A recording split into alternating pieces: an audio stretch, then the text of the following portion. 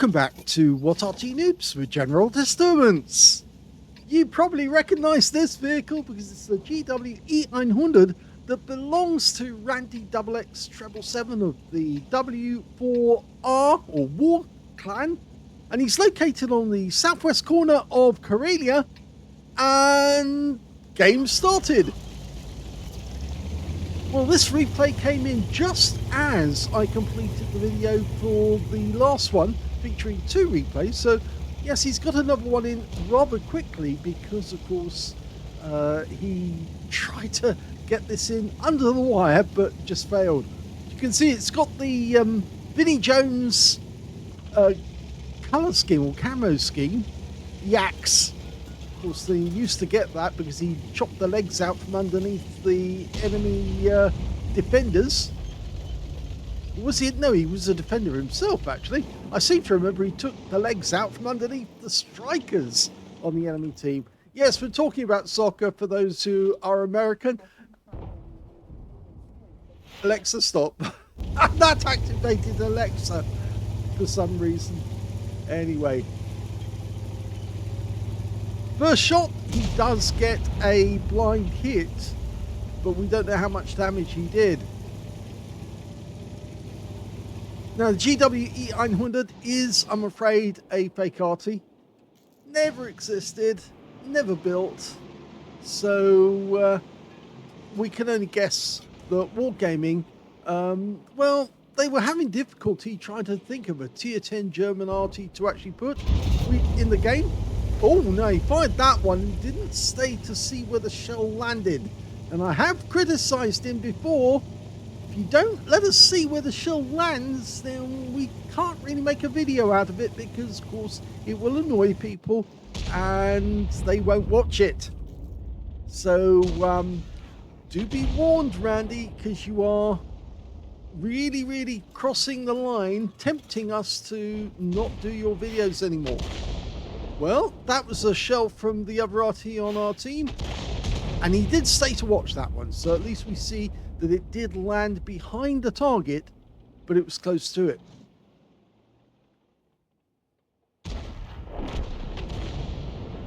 Now, the GW-E900 has a 21cm Arty, capable of 900 alpha, 53mm pen, 11.4 meters on the damage radius, and between 12.5 and 31 seconds of stun. Now he's looking for a target. He's found the Leopard 1, just come up onto the horseshoe. Now I think his shell was the second one that went in there, and it looked to me like it didn't do any damage, but I think it might have actually splashed the enemy Arty, the enemy tank. And now he's going back to the IS-7 again.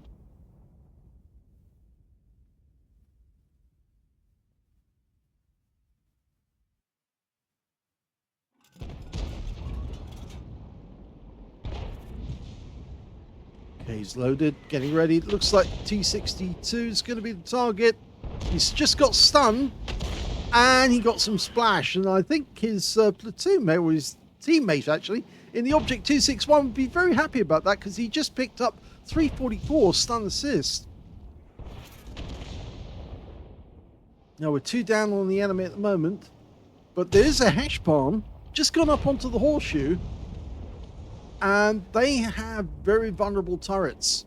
I guess he's going to have this E900 here, who's kind of out in the open. Rounds out. Well, it went to the right, but the 261 had to go. And we did get stun assist off that, thanks to the 261. And, of course, to the other guy, the 121B, who actually fired in the kill shot.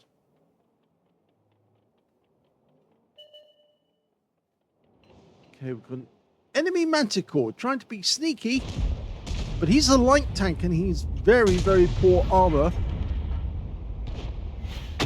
And that's a direct hit for 408. And in fact, he just took more damage from, I think, the T100 LT from a different angle, because that guy was behind him. And so now he's in a bit of a pickle because he's caught behind the rock. If he pulls out, the T100 will shoot him in the rear. And if he tries to run away from us, we'll shoot at him. So he's kind of stuck just behind that corner. And that's another direct hit, 373 this time. And the 452K takes the kill shot. So we're doing much better because we've clawed back some of the kills that we were missing. Okay, we've got an M440-54 here. And the Heshbarn's alongside him, so we fire it in. Oh, we killed the Heshbarn! That was a subsidiary shot because I think subsidiary kill, say a happy accident, because he was after the M454, but he took out the Heshbarn as collateral damage.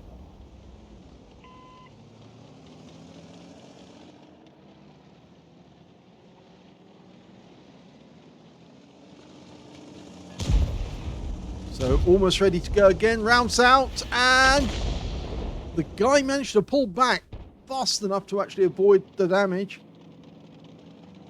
Now that T62A's gone into the dip to try and protect himself, but it's actually worked out against him because the FP4005 got a shot on him anyway. Okay, Jaegeru's just careening across the swamp without any care or due attention. Rounds out, direct hit, 380. He just doesn't care. Brute force attack. Unfortunately, that doesn't work either, as several nations are finding out at the moment. Brute force attacks tend to end up with brute force disappointment. Almost ready to hit that K91. He's pulled back behind the rock, but that's not going to help him. He still put the shell to one side. There we go. Rounds out. Direct hit, 422. He's now one shot. Oh, that looked like a Heshbarn round that was very close. But the K91's actually still moving, although for how much longer I don't know, because he is so badly damaged and everyone seems to be taking pot shots at him trying to claim him. Will it be Randy? No, not this occasion.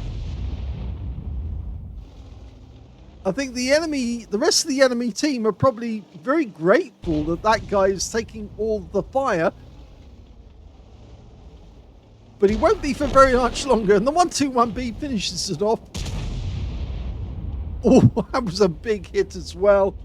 That came from the Object 705A. And that M454 has decided it's probably not a good idea to go around that way. And he's decided to go around the other way. But we do know there are two enemy tank destroyers just on this side of the swamp. A 114 SP2 and the Jaegeru, the Jagdpanzer E100.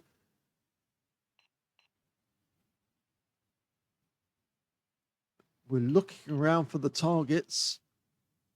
EBR's hiding behind the rock.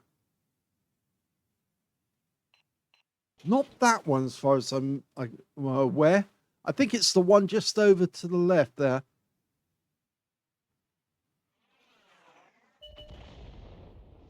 And the M454's decided to take up where the K91 left off. But again, I don't think that's going to work. And now we've got the IS-7 up there as well, so we can certainly put a round into him. Fully dialed in, rounds out, and direct hit. 228 from that one. Now these trees over here do make a good firing position, but we'll need to move about a bit because the enemy Arty is still in play. They do have a GWE-100 and there's an Object 261 on their team as well. He's going to use the rocks instead. Get a better angle on these guys. There's the M454.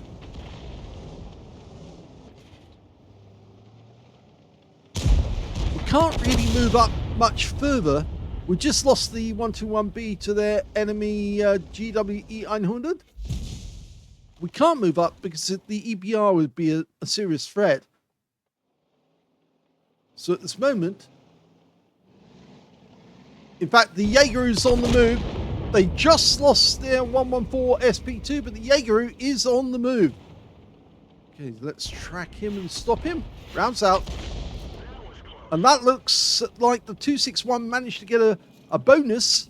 Got some immediate stun assist, but we're going to have to get out of here now because he's heading in our direction. And he's out the game. The Wizzy... No, it was actually an Object 705A finished him off. So he finished him off from the other corner on the South Pass. We're one up on the enemy. But we can't be complacent. We're trying to find that M454, but we found the IS-7 instead. And he just got hit by the 261. So if we put this round in, 261's going to like this a lot. Well, it's only 82 stun assists for the 261, but any help is always appreciated. The enemy Bjarn's, yeah, he's managing to run away, but I think he's also probably after the Object 452K, who's making a run on the enemy cap area. And of course, hopefully he's going to meet the GWE-100 and the Object 261 when he gets up there. We're looking for Tracer at the moment, but no choice. So we're going to hit this IS-7 again. The 261's just hit, and he's trapped at the moment. He's tracked. Unfortunately, all we got was stun off that one. Standard reload for this Arty, 37.39 seconds. We've got 28.85. The enemy just lost their AMX M454. He made a double back and came round the South Pass again. But there's the 261. He dies with one shot. We know where the GWE-100 is because he's been found by the Object 452K. Unfortunately, we can't get a shot on the IS-7 as he is there right now because we've got a red line. I'm pretty sure that 705's going to see him, but there's no shot. We can't hit that guy. The EBR's on the move. There goes the enemy GW. Now would be a good time to get on the move, head north towards the cap area. We might open up an angle on the IS-7.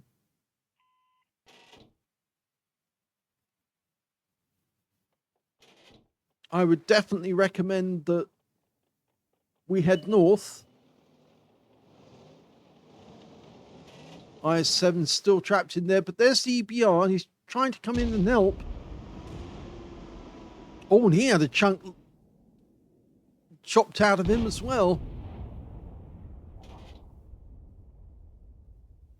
In fact, they've stopped capping at the other end, and they are now coming down to take out that EBR. Now, he can get a shot on this guy. Rounds out. Looks good. Oh, he changed course. 2-minute warning. The enemy IS-7 died. The last enemy is the EBR. And he thinks he can get behind the 705A, but he takes a huge hit from the 705, who goes in for the ramp and takes the kill. And that ends the game.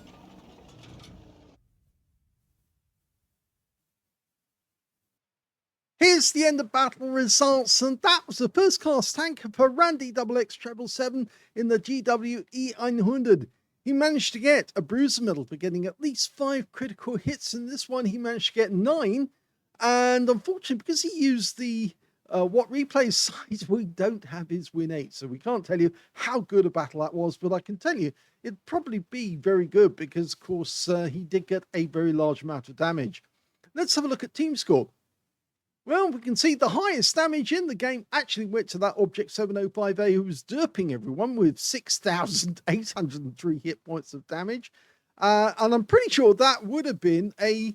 Yes, it was a high caliber and a steel wall in that game as well. So, yes, he was very, very efficient. Second highest damage went to Randy with 3,630.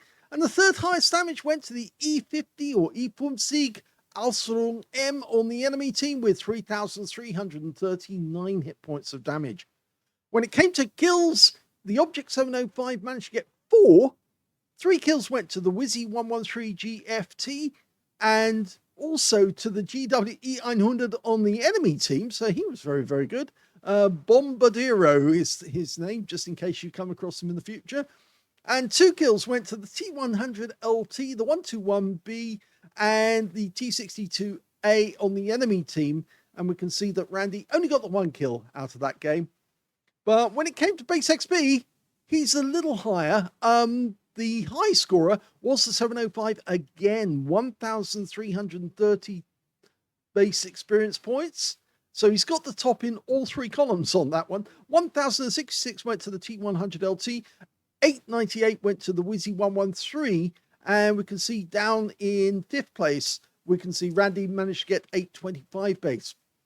He fired 18 rounds, so he got a decent amount of ammunition expended to get his result. 7 direct hits on the enemy, none of them penetrated, but he did get 19 splash, damage of 3,630, all of it at more than 300 meters, damaged 8 of the enemy, killed 1, so missed out on getting a Confederate in this one, and 1,318 hit points of stun assist off 17 stuns. Now, he made a profit of 3,090 credits out of this game, mainly down to the consumables, and 4,952 experience points out of it. Why did he actually miss out on the Confederate? Did anybody else get a Confederate? Just looking through this list, trying to find somebody. Ah, yes, the Object 261 was the one who got the Confederate out of this game, because he didn't get any kills at all, but he obviously did hit a lot. And yes, he's got 9 and 0. That's why he got the Confederate medal. And so even though Randy did very well with 8 and 1, he was nowhere near the 9 and 0 of the 261. In fact, he helped that 261 a fair bit by actually providing him with stun assist. Although he didn't come out with as many base experience points as Randy did. Anyway, I hope you enjoyed that replay. If you did, please give this video a like, do subscribe to our channel, leave a little comment down below because it feeds the algorithm, and thank you for watching.